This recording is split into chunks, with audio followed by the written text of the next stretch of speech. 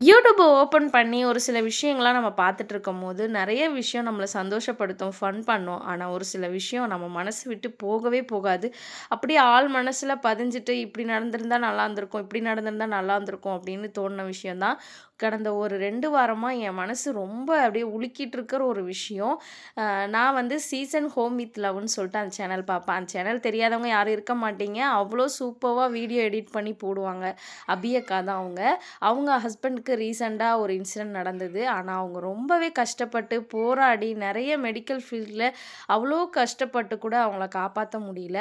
ஆனா, அந்த இழப்ப நம்ம என்னதான் ஆறுதல் சொன்னாலும், அத ஈடுகட்டவே முடியாதுன்னு தான் நான் சொல்லுவேன். இதே இன்சிடென்ட் என்னோட க்ளோஸ் ஃப்ரெண்டுக்கு நடந்தது. அவளோட மேரேஜ் லைஃபே 6 இயர்ஸ் தான்.